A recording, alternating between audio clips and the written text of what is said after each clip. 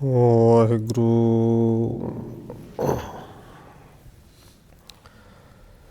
ਇੱਕ ਓੰਕਾਰ ਸਤਿਨਾਮ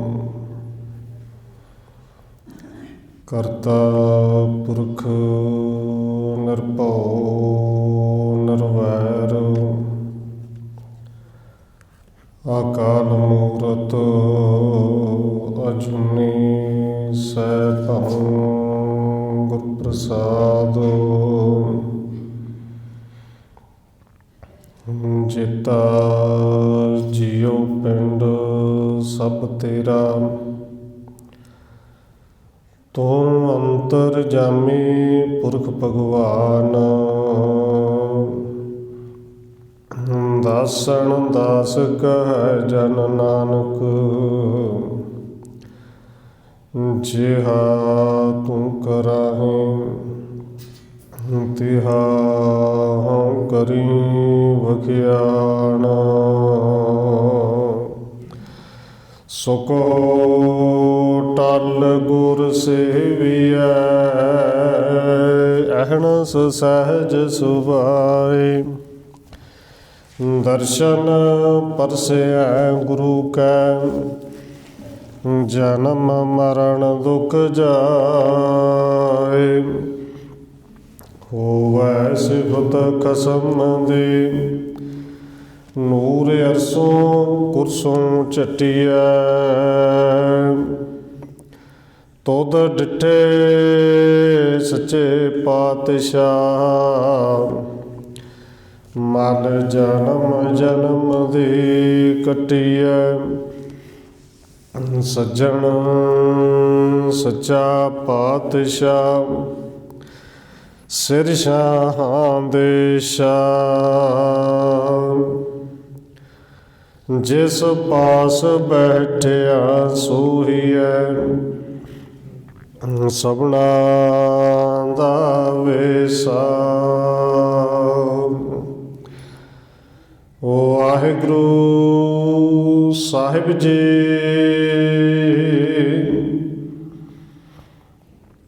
ਧਨਾਸਰੀ ਮਹਲਾ ਪੰਜਵਾਂ।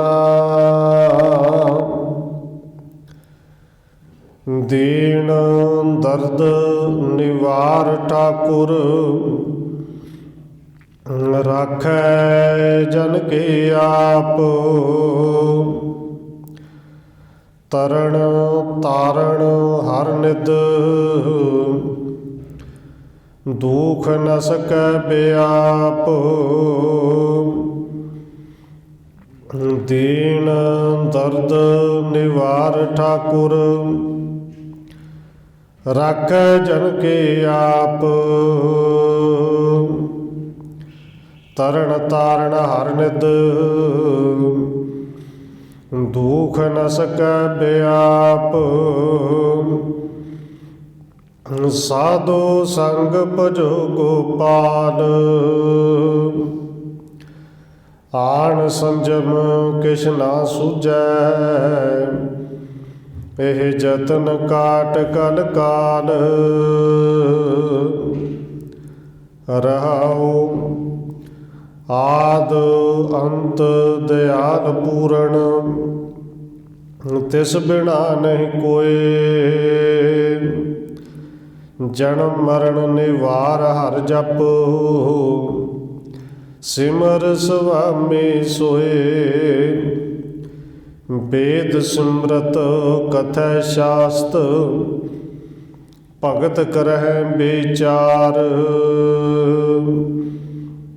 ਮੁਕਤ ਪਾਈਐ ਸਾਧ ਸੰਗਤ।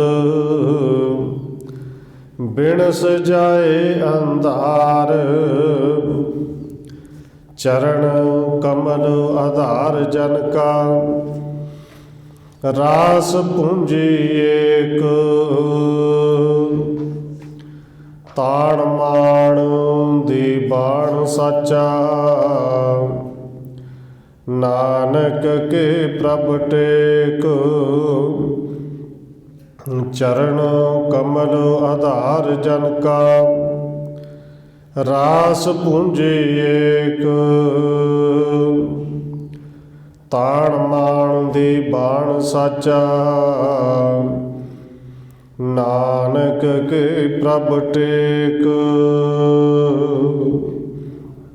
ਵਾਹਿਗੁਰੂ ਜੀ ਕਾ ਖਾਲਸਾ ਵਾਹਿਗੁਰੂ ਜੀ ਕੀ ਫਤਿਹ।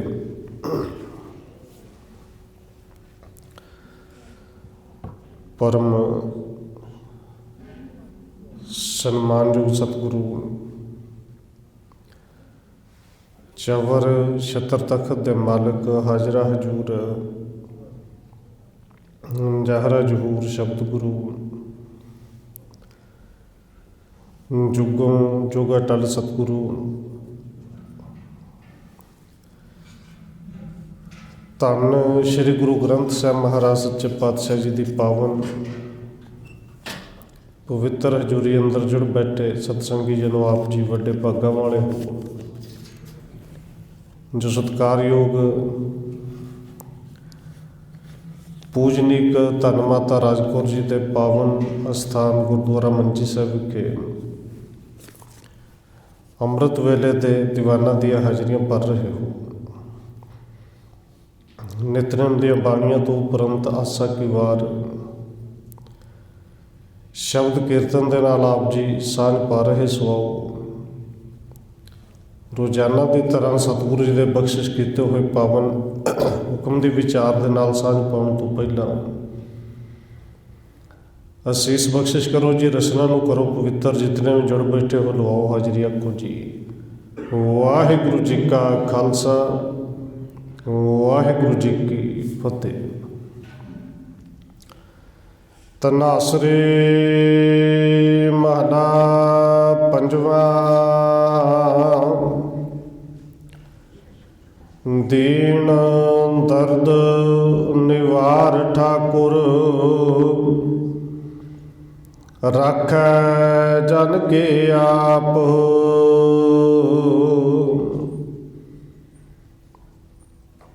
ਧਨਾਸਰੀ ਰਾਗ ਵਿੱਚ ਪੰਚਮ ਪਾਤਸ਼ਾਹ ਸਤਿਗੁਰੂ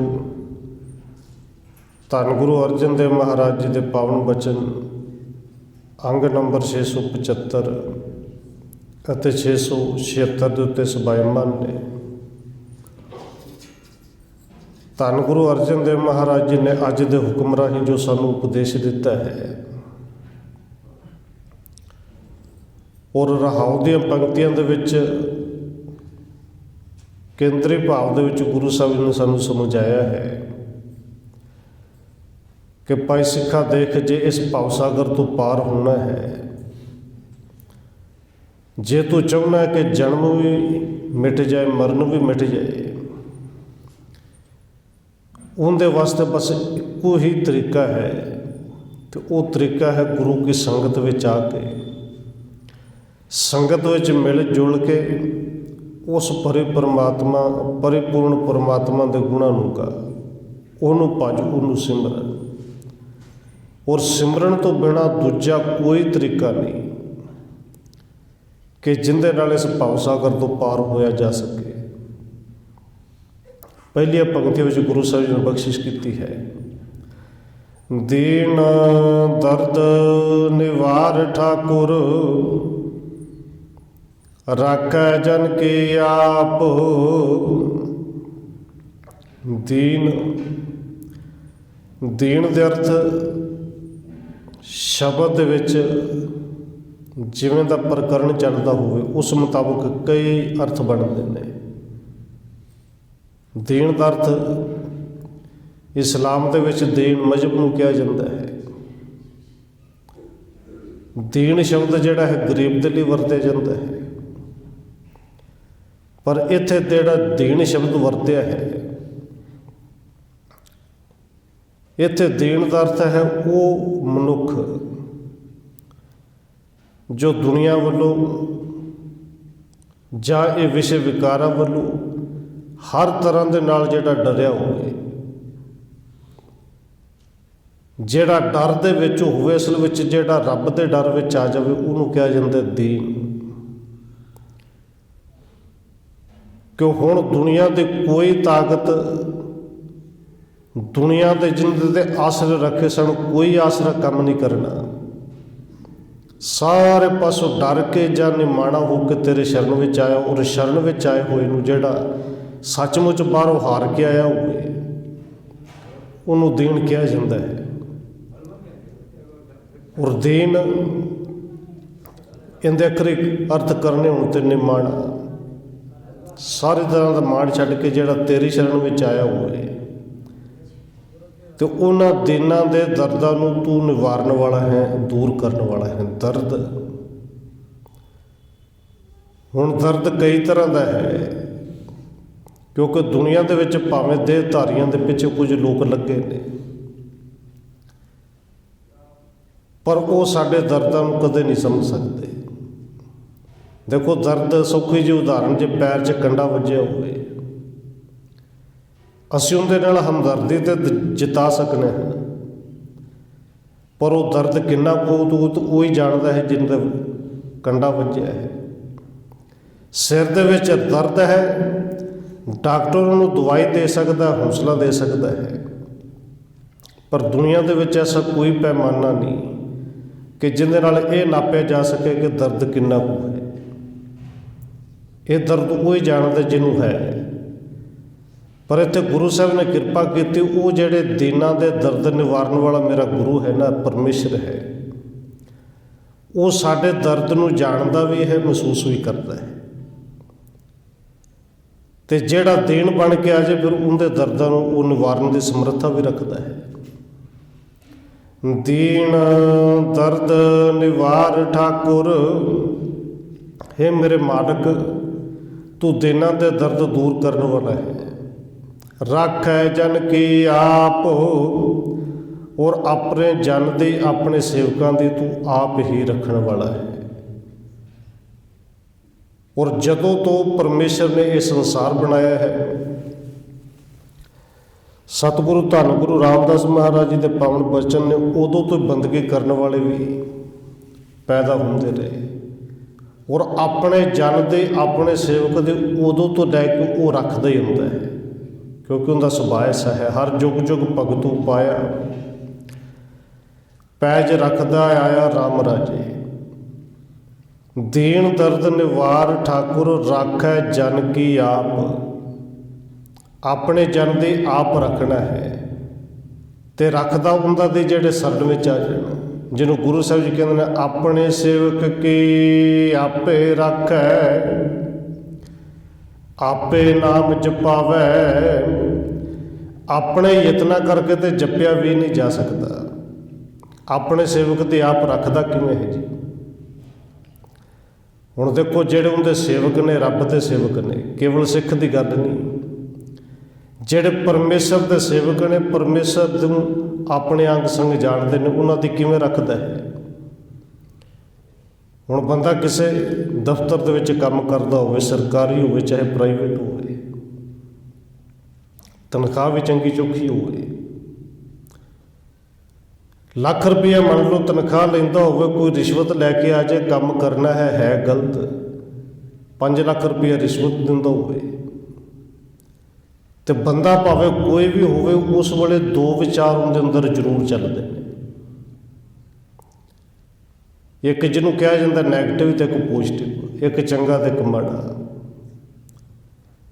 ਮਾੜਾ ਵਿਚਾਰ ਚੱਲਦਾ ਕਿ 5 ਲੱਖ ਆ ਜਾਵੇ, ਜਿਹੜੇ 5 ਮਹੀਨੇ 'ਚ ਇਕੱਠੇ ਕਰਨੀ, ਕੋਈ ਵਾਰੀ ਆ ਰਹੀ ਹੈ, ਫੜ ਪਾ ਜੇਬ 'ਚ। ਪਰ ਜਿਹੜੇ ਚੰਗਾ ਵਿਚਾਰ ਹੈ, ਉਹ ਨਾਲ ਇਹ ਵੀ ਕਹਿੰਦਾ ਹੈ ਕਿ ਦੇਖ, ਕਿਸੇ ਦਾ ਹੱਕ ਲੈ ਕੇ, ਕਿਸੇ ਦਾ ਖੋਹ ਕੇ ਕਿਸੇ ਨੂੰ ਦੇਣ ਲੱਗਿਆ, ਬਦਲੇ 'ਚ 5 ਲੱਖ ਲੈਣ ਲੱਗਾ ਹੈ, ਇਹਨਾਂ ਕਿਹੜਾ ਨਾਲ ਜਾਣਾ ਹੈ? ਇਹ ਵਿਚਾਰ ਹਰ ਕਿਸੇ ਦੇ ਅੰਦਰ ਦੋ ਤਰ੍ਹਾਂ ਦੀ ਆਉਂਦੀ ਜ਼ਰੂਰ ਹੈ,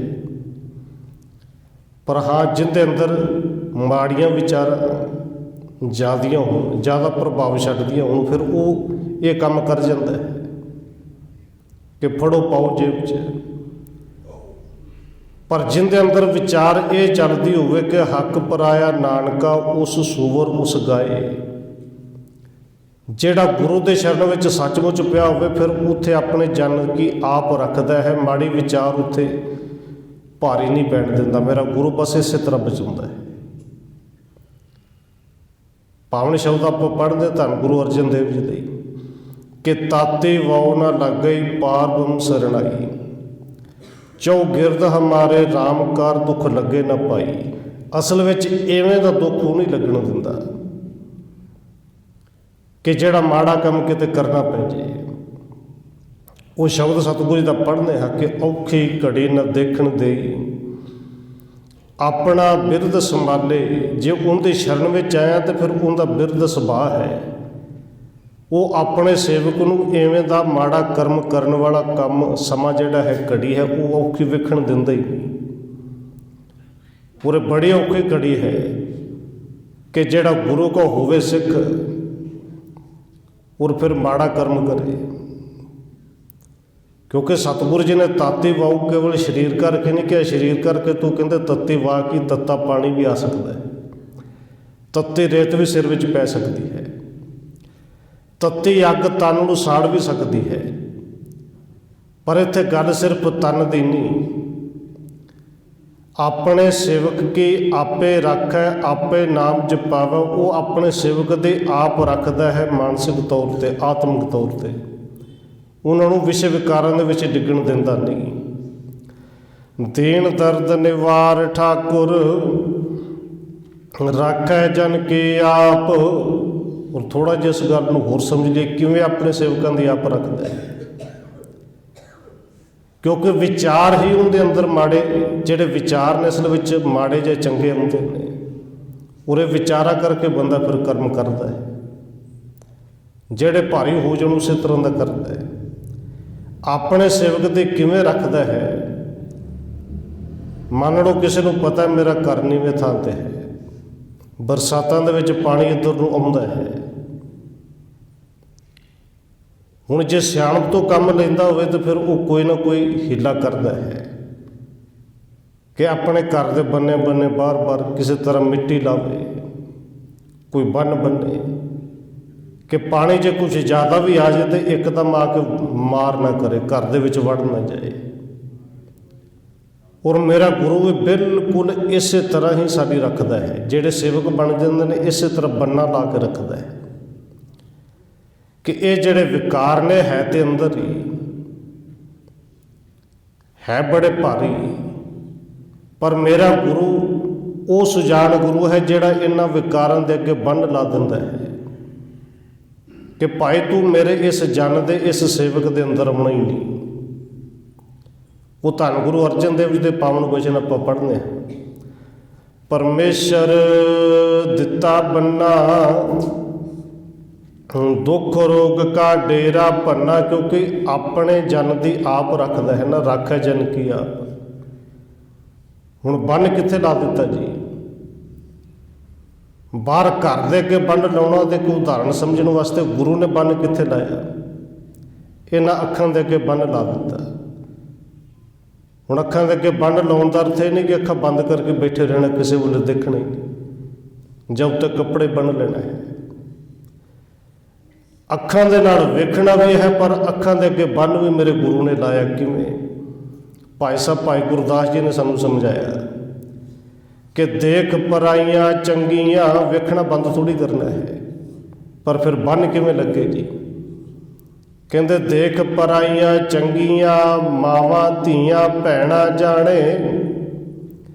ਕੋਈ ਮੁਟਿਆਰ ਉੱਚੀ ਲੰਬੀ ਸੋਹਣੀ ਜਵਾਨ ਹੈ ਔਰ ਹਰ ਕਿਸੇ ਦੀ ਨਜ਼ਰ ਜਾਂਦੀ ਹੈ, ਤੇ ਭਾਈ ਗੁਰਦਾਸ ਜੀ ਕਹਿੰਦੇ ਭਾਈ ਵੇਖ, ਬਰਾਬਰ ਦੀ ਹੈ ਸੋਹਣੀ ਭੈਣ ਹੈ ਵੇਖ, ਵੱਡੀ ਹੈ ਮਾਂ ਜਾਣ ਕੇ ਦੇਖ, ਛੋਟੀ ਧੀ ਜਾਣ ਕੇ ਦੇਖ। ਦੇਖਣਾ ਬੰਦ ਥੋੜ੍ਹੀ ਕਰਨਾ ਹੈ।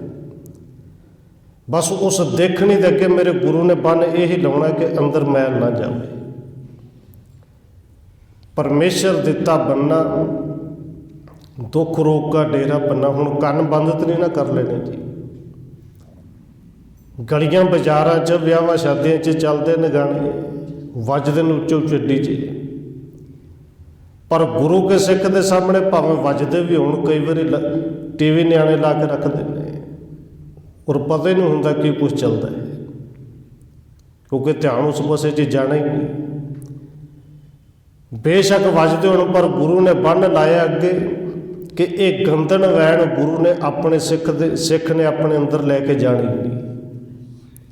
ਬਸ ਜੇ ਕੰਨ ਰੱਬ ਨੇ ਦਿੱਤੇ ਨੇ ਤੇ ਇਹਦੇ ਨਾਲ ਸੱਚੀ ਬਾਣੀ ਨੂੰ ਸੁਣਨਾ ਹੈ।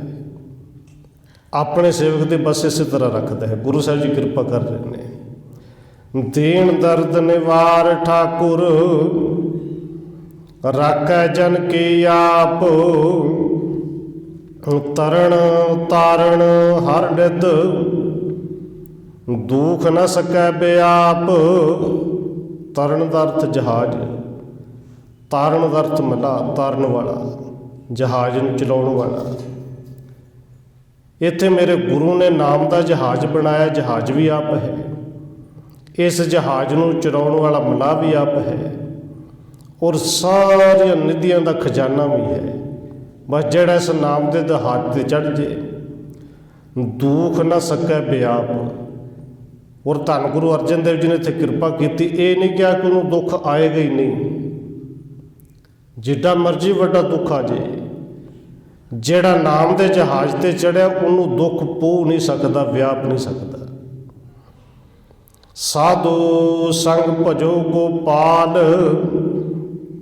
ਰਹਾਉ ਦੀਆਂ ਪੰਕਤੀਆਂ 'ਚ ਗੁਰੂ ਸਾਹਿਬ ਜੀ ਕਹਿੰਦੇ ਨੇ ਕਿ ਗੁਰੂ ਕੋ ਸਿੱਖਾ, ਜੇ ਤੂੰ ਵੀ ਚਾਹੁੰਦਾ ਕਿ ਇਹ ਦੁੱਖ ਵਿਆਪੇ ਨਾ, ਜਿੱਡਾ ਮਰਜ਼ੀ ਵੱਡਾ ਦੁੱਖ ਆ ਜੇ, ਦੁੱਖ ਦੁਖੀ ਕਰ ਹੀ ਨਾ ਸਕੇ, ਤੇ ਫਿਰ ਇਹਦੇ ਲਈ ਕਰਮ ਇਹ ਕਰਕੇ ਸਾਧੂ ਸੰਗ ਭਜੋ ਗੋਪਾਲ।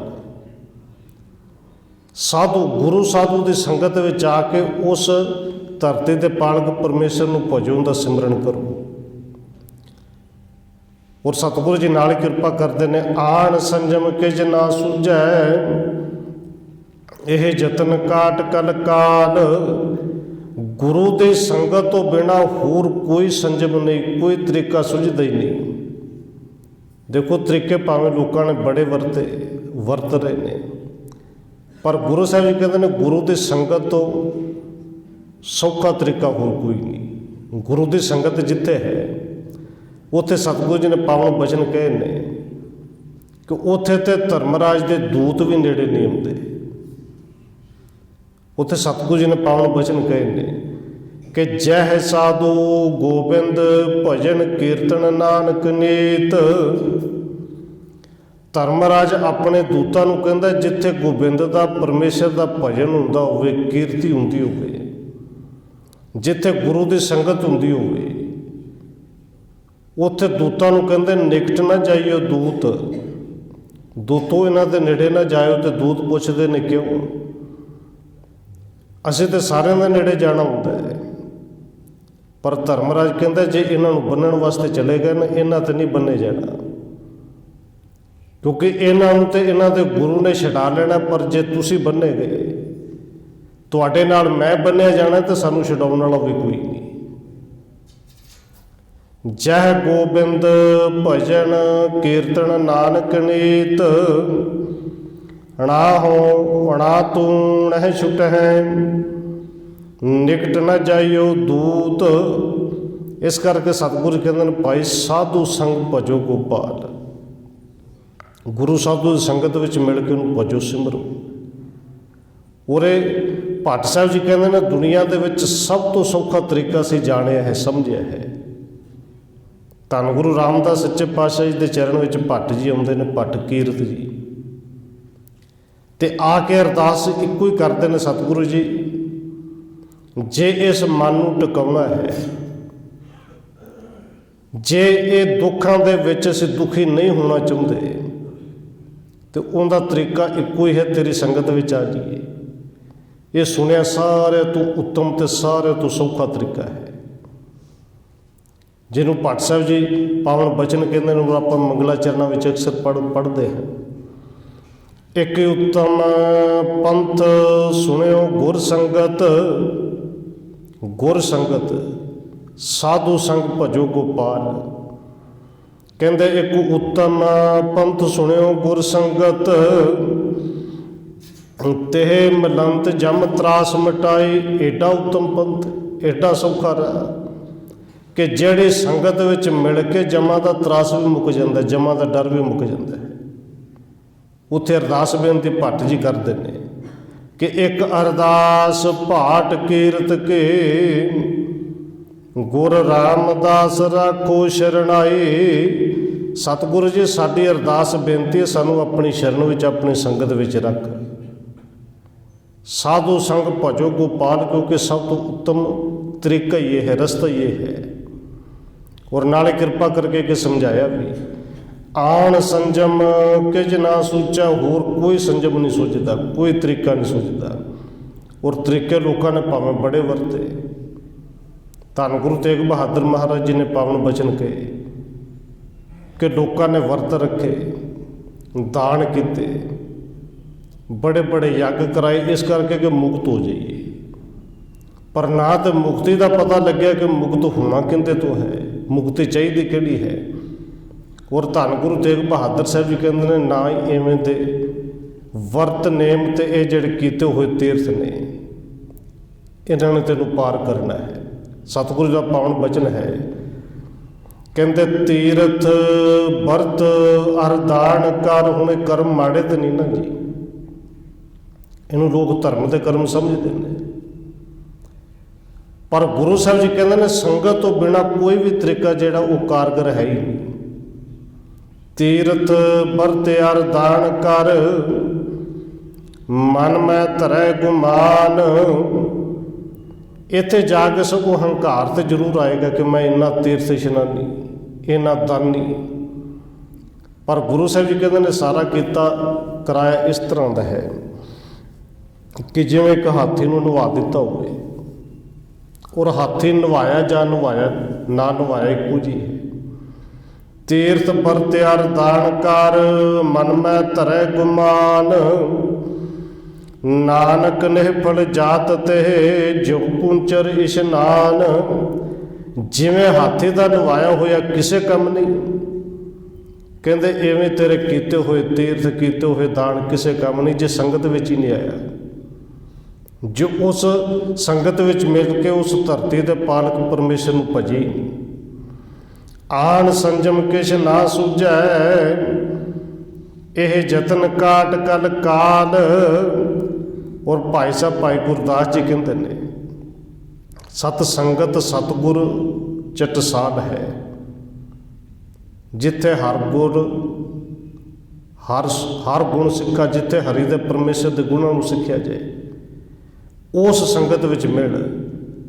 ਪਰ ਭਾਈ ਸਾਹਿਬ ਭਾਈ ਗੁਰਦਾਸ ਜੀ ਨੇ ਸਾਨੂੰ ਤਿੰਨ ਚਾਰ ਉਦਾਹਰਨਾਂ ਦੇ ਕੇ ਸਮਝਾਇਆ ਵੀ ਸੰਗਤ ਦਾ ਮਤਲਬ, ਭਾਈ ਸਾਹਿਬ ਜੀ ਕਹਿੰਦੇ ਨੇ, ਬਹੁਤੀ ਭੀੜ ਨਹੀਂ। ਔਰ ਖਿਮਾ ਕਰਨਾ ਸੰਗਤ ਵਾਸਤੇ ਬਚਨ ਭਾਵੇਂ ਵਰਤਣੇ ਚਾਹੀਦੇ ਨੇ ਜਾਂ ਨਹੀਂ। ਇਕੱਠ ਬਹੁਤਾ ਹੋਵੇ, ਭੀੜ ਦੇ ਨੂੰ ਕਿਹਾ ਜਾ ਸਕਦਾ ਹੈ। ਪਰ ਭਾਈ ਸਾਹਿਬ ਜੀ ਕਹਿੰਦੇ ਨੇ, ਉਸ ਵੱਡੇ ਇਕੱਠ ਦੇ ਵਿੱਚ, ਵੱਡੀ ਭੀੜ ਦੇ ਵਿੱਚ ਸਾਰੇ ਸਤਸੰਗੀ ਹੋਣ, ਇਹ ਕੋਈ ਜ਼ਰੂਰੀ ਨਹੀਂ। ਔਰ ਸਾਡੇ ਜੀਵਨ ਦੇ ਤਜਰਬੇ ਵਿੱਚੋਂ ਸਾਨੂੰ ਇਹ ਨਜ਼ਰ ਆ ਜਾਂਦਾ ਹੈ।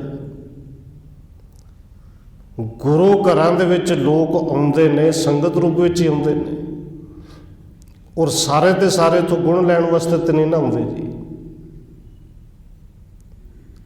ਕਿਸੇ ਵੀ ਤਰ੍ਹਾਂ ਦਾ ਸਮਾਗਮ ਹੋਵੇ, ਸੰਗਤ ਬਹੁਤੀ ਆਉਂਦੀ ਹੈ ਲੰਗਰ ਦੇ ਟਾਈਮ, ਪ੍ਰਸ਼ਾਦ ਦੇ ਟਾਈਮ। ਔਰ ਸਿਰਫ ਲੰਗਰ ਪ੍ਰਸ਼ਾਦ ਤੱਕ ਸੀਮਤ ਨਹੀਂ, ਕੁਝ ਉਹ ਨੇ ਜਿਹੜੇ ਕੇਵਲ ਗੁਰੂ ਘਰ ਦੇ ਵਿੱਚੋਂ ਕੋਈ ਨਾ ਕੋਈ ਗੁਣ ਲੈਣ ਵਾਸਤੇ ਹੁੰਦੇ ਨੇ। ਜਾਵਾਂਗੇ, ਕੁਝ ਸੁਣਾਂਗੇ, ਕੁਝ ਸਿੱਖਾਂਗੇ। ਔਰ ਕੁਝ ਦੂਸਰੇ ਬਿਰਤੇ ਦੇ ਲੋਕ ਨੇ ਜਿਹੜੇ ਆਉਂਦੇ ਨੇ ਕਿ ਜਾਵਾਂਗੇ, ਕੁਝ ਵੇਖਾਂਗੇ, ਕਿਸੇ ਦੀ ਗਲਤੀ ਕੱਢਾਂਗੇ, ਕਿਸੇ ਦੀ ਸ਼ਿਕਾਇਤ ਲਾਵਾਂਗੇ। ਉਹ ਘਰੋਂ ਧਾਰ ਕੇ ਆਉਂਦੇ ਨੇ ਕਿ ਜਾਣਾ ਹੀ ਇਸੇ ਵਾਸਤੇ ਹੈ। ਉਹ ਭਾਈ ਸਾਹਿਬ ਨੇ ਉੱਥੇ ਉਦਾਹਰਨ ਦਿੱਤੀ, ਕਹਿੰਦੇ ਜਿਵੇਂ ਕਾਂ ਦਾ ਇੱਕ ਸੁਭਾਅ ਹੈ ਨਾ, ਉਹ ਸੁਭਾਅ ਹੀ ਉਸੇ ਤਰ੍ਹਾਂ ਦਾ ਬਣਿਆ ਹੁੰਦਾ, ਕਿਉਂਕਿ ਬਿਰਤੀ ਕਾਂ ਵਰਗੀ ਹੈ। ਕਾਂ ਦੇ ਅੱਗੇ ਕਪੂਰ ਰੱਖ ਦਿਓ, ਬੜਾ ਕੀਮਤੀ ਹੈ। ਪਰ ਜੇ ਕਾਂ ਦੇ ਅੱਗੇ ਕਪੂਰ ਪਿਆ ਹੋਵੇ, ਭਾਵੇਂ ਉਹ ਵਿਸ਼ਟਾ, ਉਹ ਗੰਦਗੀ ਜਿਹੜੀ ਕੁਝ ਦੂਰ ਵੀ ਪਈ ਹੋਵੇ, ਕਪੂਰ ਦੇ ਵਿੱਚ ਚੁੰਝ ਨਹੀਂ ਮਾਰੇਗਾ, ਭੱਜ ਕੇ ਜਾਏਗਾ ਗੰਦਗੀ ਤੇ ਜੇ ਕਾਂ ਬੋਲਦਾ ਹੋਵੇ, ਭਾਈ ਸਾਹਿਬ ਜੀ ਕਹਿੰਦੇ ਉਹਨੂੰ ਕਦੇ ਪੁੱਛ ਕੇ ਦੇਖੋ, ਕਿਉਂ ਵੀ ਐਡਾ ਕੀਮਤੀ ਕਪੂਰ ਤੇਰੇ ਕੋਲ ਪਿਆ ਸੀ, ਉਹ ਕਿਉਂ ਨਹੀਂ ਖਾਧਾ? ਹੁਣ ਕਾਂ ਜੇ ਤੇ ਬੋਲਦਾ ਹੋਵੇ, ਉਹਨੇ ਬੋਲ ਕੇ ਕਹਿਣਾ ਸੀ ਮੈਨੂੰ ਮੇਰੇ ਮਤਲਬ ਦਾ ਹੀ, ਮੇਰਾ ਤਾਂ ਸੁਭਾਅ ਹੀ ਗੰਦਗੀ 'ਚ ਚੁੰਝ ਮਾਰਨੀ, ਕੁਝ ਮਿਲੇ ਭਾਵੇਂ ਨਾ ਮਿਲੇ। इस तरह के बिरती वाले भी आते हैं, क्योंकि भाई साहब ने किसी काल नूं तो समझाया नहीं, समझाया तो सानू है। उदाहरण हाथी दे भी देंदे ने कि संगत विच आउंदिਆਂ 50-50 साल भी हो गए और संगत विच आके करना तो मन का इशनान सी। जिवें हाथी नूं नवाओ, जिन्ना मर्जी खरखरा फेरो, जिन्ना मर्जी पानी पाओ, उन्हें बाहर आउंदिਆਂ नाल जां नहाउंदिਆਂ नाल उस वेले जे सुक्की मिट्टी मिली वो चुक के सुंड च उत्ते मारनी है, अपने सिर च पाउणी है। गारा मिल गया वो गारा उत्ते पाउणा है, तुसीं नवाई जाओ। तो भाई साहब जी उत्थे भी समझाउंदे सानू ने कि जे 50-50 60-60 70-70 साल गुरु घरां दे विच आके भी सुभाव बिल्कुल बदली नहीं, जीवन दे विच तब्दीली आई नहीं, तो फिर साडा जीवन किते उत्थे हाथी वर्गा तो नहीं। भाई साहब ने तो उदाहरण दित्तियां, सिंबल के रुख की उदाहरण दिंदे ने, वेखण नूं बड़ा सोहना है, पहरावा सिक्खां वाला पाया है, उत्तों की वड्डी सारी किरपान भी पाई है। पर कहते सिंबल के रुख ते जे कोई आस ये लावे कि बड़ा सोहना है, इहदे किते दरवाजे बन जाएंगे, खिड़कियां बन जाएंगे, लकड़ बड़ी सोहनी है, तो भाई साहब जी कहते ने ये आस बिल्कुल व्यर्थ है, क्योंकि वो लकड़ किसी काम आनी होगी। जे केवल पहरावा वेख के समझ लिया कि ये गुरु का सिख शायद बड़ी रहत बहत वाला है, तो कहते सोहना तो लगता है सिंबल का रुख, पर काम किसे नहीं होता। जिंदा अपना ही जीवन नहीं किसी होर दे काम आवेगा कि।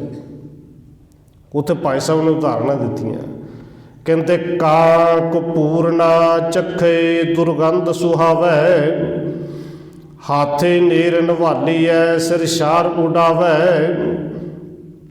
तुम्बे अमृत सिंचिऐ कुड़तन ना जावै। तुम्बे दे विच कड़तन ही इन्नी है। ये मन्निया जाता है कि कोई कौड़ी चीज़ होवे उनते जो दुध पा दिए तो उनते कड़तन मर जाती है, पर तुम्बे दी नहीं मरती। तुम्बे की कड़तन इन्नी है कि दुध जिन्ना मर्जी पा लो, दुध नूं तो कौड़ा कर देगा पर आप मिठा नहीं होना। हुणे कड़तन सानूं दस जाती है ना जी, इन्ने इन्ने साल आके भी अंदर दे जहर जे गुरु घरां विच आके भी नहीं निकली, वो कड़तन निकली नहीं। तो भाई साहब जी कहते हैं अपने वाले झात मार के तो उस तुम्बे वर्गा तो नहीं, क्योंकि संगत विच तो भी आया ना जिंदी कड़तन अंदर गई नहीं। फिर उदाहरण देंदे ने सिंबल रुख सिरे भी है, फल हथ न आवे, निंदक नाम वहूणिया सतसंग न भावै। असल विच वो जिहड़े निंदक लोग ने सतसंगत उन्होंने पाउंदी नहीं, आउंदे जरूर ने पर फिर रहिंदे बार बार ही ने। कि भावें किड्डा मर्जी वड्डा घर होवे, बाहर गली दे विच खलोना है तो उत्थे कहना कि भाई साहब जी सानूं देग भी इत्थे आके देण। कह रहे थे भाई साहब जी समझाउंदे ने, और धन गुरु अर्जन देव जी ने कृपा की है, कोई तरीका है संगत, होर कोई तरीका नहीं कि इस भावसागर तो पार उतारा साडा हो सके। साधु संग भजो गोपाल, आन संजम किश ना सूझै, यह जतन काट कल काल रहाओ। आद अंत दयाल पूरण, तिस बिना नहीं कोय। धन गुरु अर्जन देव महाराज जी बख्शिश करते हैं कि आद अंत साडा, आद अंत इस सृष्टि का, आद अंत रब का नहीं, उनका ना कोई आद है ना अंत है। आद अंत प्रभ सदा सहाई, वो साडे आद तो लैके साडे अंत तक साडे ते दया करन वाला है। आद अंत दयाल पूरण, तिस बिना नहीं कोई, क्योंकि उनके तो बिना कोई दूजा है ही नहीं जिहड़ा कोई तेरे ते दया कर सके या तेरे अंदर दया पा सके। उनके तो बिना दूजा कोई नहीं। उसे नूं गुरु साहब दे धन गुरु नानक साहब जी कहते हैं, सब मैं जोत जोत है सोए, जो दिसै सो तेरा रूप। हुण अगे किरपा करते हैं, जे उनके तो बिना भाई कोई है ही नहीं तो मना इस गल नूं समझ। फिर जन्म मरण निवार हर जप, सिमर सुआमी सोए। सोए का अर्थ है वो ਜਿਹੜਾ ਸਾਡੇ ਆਦਿ ਤੋਂ ਲੈ ਕੇ ਅੰਤ ਤੱਕ ਸਾਡੇ ਤੇ ਦਇਆ ਕਰਦਾ ਹੈ, ਜਿੰਦੇ ਤੋਂ ਬਿਨਾਂ ਦੂਸਰਾ ਕੋਈ ਹੈ ਹੀ ਨਹੀਂ। ਭਾਈ ਫਿਰ ਉਹਨੂੰ ਸਿਮਰ ਕੇ ਆਪਣਾ ਜਨਮ ਤੇ ਮਰਨ ਕੱਟ ਲੈ, ਆਪਣਾ ਜਨਮ ਤੇ ਮਰਨ ਜਾ ਕੇ ਲਈ ਸਵਾਰ ਲੈ। ਵੇਦ ਸਿਮਰਤ ਕਥੈ ਸ਼ਾਸਤ ਭਗਤ ਕਰੈ ਵਿਚਾਰ। ਵੇਦ ਸਿਮਰਤ ਇਹ ਜਿੰਨੇ ਧਾਰਮਿਕ ਸ਼ਾਸਤਰ ਨੇ, ਗ੍ਰੰਥ ਨੇ, ਵੇਦ ਨੇ, ਸਿਮਰਤੀਆਂ ਨੇ, ਭਾਵ ਕਿ ਜਿੰਨੇ ਧਾਰਮਿਕ ਗ੍ਰੰਥ ਨੇ, ਭਾਈ ਉਹਨਾਂ ਦੇ ਵਿਚਾਰ ਕਰਕੇ ਦੇਖ। ਭਗਤ ਜਨ ਵਿਚਾਰ ਕਰਦੇ ਨੇ, ਤੇ ਵਿਚਾਰ ਕਹਦੀ ਕਰਦੇ ਨੇ ਜੀ। ਮੁਕਤ ਪਾਈਐ ਸਾਧ ਸੰਗਤ ਬਿਨ ਸਜਾਏ ਅੰਧਾਰ। ਵਿਚਾਰ ਕਰਕੇ ਇੱਕੋ ਹੀ ਗੱਲ ਸਮਝਦੇ ਨੇ ਕਿ ਮੁਕਤੀ ਮਿਲ ਸਕਦੀ ਹੈ। ਇਹ ਮੁਕਤੀ ਜਿਹੜੀ ਜਿਉਂਦਿਆਂ ਜੀ ਗੁਰਮਤਿ ਨੇ ਮੰਨੀ ਹੈ, ਇਹ ਮੁਕਤੀ ਮਿਲ ਸਕਦੀ ਹੈ। ਤੇ ਜੇ ਕੋਈ ਮਰਨ ਤੋਂ ਬਾਅਦ ਵਾਲੇ ਵੀ ਮੰਨਦਾ ਹੈ ਤੇ ਭਗਤ ਜਨ ਵਿਚਾਰ ਕਰਦੇ ਨੇ, ਫਿਰ ਉਹ ਵੀ ਮੁਕਤੀ ਮਿਲ ਸਕਦੀ ਹੈ, ਔਰ ਮਿਲਣੀ ਸੰਗਤ ਵਿੱਚੋਂ ਹੈ। ਮੁਕਤ ਪਾਈਐ ਸਾਧ ਸੰਗਤ ਬਿਨ ਸਜਾਏ ਅੰਧਾਰ। ਕਿਉਂਕਿ ਅੰਦਰ ਦਾ ਅਗਿਆਨਤਾ ਵਾਲਾ ਹਨੇਰਾ ਜਦੋਂ ਮਿਟ ਜਾਏਗਾ, ਆਪੇ ਮੁਕਤ ਹੋ ਜਾਣਾ ਹੈ। ਮੁਕਤ ਇਹਨਾਂ ਪੰਜਾਂ ਤੋਂ ਹੋਣਾ, ਇਹਨਾਂ ਵਿਕਾਰਾਂ ਤੋਂ ਹੋਣਾ ਹੈ। ਚਰਨ ਕਮਲ ਆਧਾਰ ਜਨ ਕਾ ਰਾਸ ਪੂੰਜੀ ਏਕ। ਔਰ ਵਿਚਾਰ ਕਰਕੇ ਜਦੋਂ ਸਮਝ ਆਉਂਦੀ ਹੈ, ਜਿਹੜਾ ਮਨ ਸਮਝ ਗਿਆ, ਅਸਲ ਵਿੱਚ ਉਹ ਸਮਝਿਆ ਹੋਇਆ ਫਿਰ ਕਹਿੰਦਾ ਹੈ ਕਿ ਮੇਰੇ ਵਾਸਤੇ ਚਰਨ ਕਮਲ ਆਧਾਰ ਜਨ ਕਾ। ਜਨ ਕਾ ਦਾ ਅਰਥ ਹੈ ਸੇਵਕ ਦਾ, ਭਗਤ ਦਾ। ਮੇਰੇ ਵਾਸਤੇ ਉਸ ਗੁਰੂ ਦੇ ਚਰਨ ਕਮਲ ਹੀ ਮੇਰੇ ਜੀਵਨ ਦਾ ਆਧਾਰ ਹੈ। ਉਸ ਪ੍ਰਭੂ ਦੇ ਪਰਮੇਸ਼ਰ ਦੇ ਨਾਮ ਦੇ ਹੀ ਮੇਰੇ ਜੀਵਨ ਦੀ ਰਾਸ ਪੂੰਜੀ ਹੈ। ਤਾਣ ਮਾਣ ਦੇ ਬਾਣ ਸਾਚਾ ਨਾਨਕ ਕੇ ਪ੍ਰਭ ਟੇਕ। ਧੰਨ ਗੁਰੂ ਅਰਜਨ ਦੇਵ ਸੱਚੇ ਪਾਤਸ਼ਾਹ ਕਹਿੰਦੇ ਨੇ, ਨਾਨਕ ਕੀ ਪ੍ਰਭ ਟੇਕ। ਭਾਈ ਮੇਰੇ ਵਾਸਤੇ ਵੀ ਟੇਕ ਤੇ ਪ੍ਰਭੂ ਦੀ ਹੈ ਨਾ। ਸਾਡੇ ਲਈ ਸਾਡਾ ਤਾਣ ਵੀ ਉਹ ਪ੍ਰਭੂ ਪਰਮੇਸ਼ਰ ਦਾ ਨਾਮ ਹੈ। ਤੇ ਜੇ ਕਿਸੇ ਤੇ ਮਾਣ ਕਰ ਸਕਦੇ, ਉਹ ਵੀ ਆਪਣੇ ਰੱਬ ਤੇ। ਜੇ ਸਾਨੂੰ ਮਾਣ ਕੇ ਤੋਂ ਮਿਲ ਸਕਦਾ, ਉਹ ਵੀ ਰੱਬ ਦੇ ਨਾਮ ਕਰਕੇ। ਦੀਵਾਨ ਜਿਹਨੂੰ ਕਹਿੰਦੇ ਨੇ ਕਿ ਸਰਕਾਰੇ ਦਰਬਾਰੇ ਬੜੀ ਚੱਲਦੀ ਹੈ, ਸਾਡੇ ਲਈ ਸਾਡਾ ਦਰਬਾਰ ਹੀ ਗੁਰੂ ਦਾ ਨਾਮ ਹੈ। ਸਾਡੇ ਲਈ ਸਭ ਕੁਝ ਹੀ ਗੁਰੂ ਦਾ ਨਾਮ ਹੈ। ਟੇਕ ਹੀ ਪ੍ਰਭੂ ਤੇ ਰੱਖੀ ਹੈ। ਸਤਿਗੁਰੂ ਜੀ ਕਿਰਪਾ ਕਰਨ, ਇੰਨੀ ਸਮਰੱਥਾ ਔਰ ਇੰਨਾ ਦ੍ਰਿੜ ਵਿਸ਼ਵਾਸ ਸਾਨੂੰ ਬਖਸ਼ਣ ਕਿ ਸਾਡੇ ਲਈ ਸਭ ਕੁਝ ਸਾਡਾ ਗੁਰੂ ਹੈ। ਹੋਈਆਂ ਭੁੱਲਾਂ ਦੀ ਖਿਮਾ। ਆਓ 1-2 ਮਿੰਟ ਹੋਰ ਰਸਨਾ ਦੇ ਨਾਲ ਹਾਜ਼ਰੀ ਲਵਾਈਏ, ਫਿਰ ਸਮਾਪਤੀ ਹੈ ਜੀ। ਵਾਹਿਗੁਰੂ ਵਾਹਿਗੁਰੂ ਵਾਹਿਗੁਰੂ।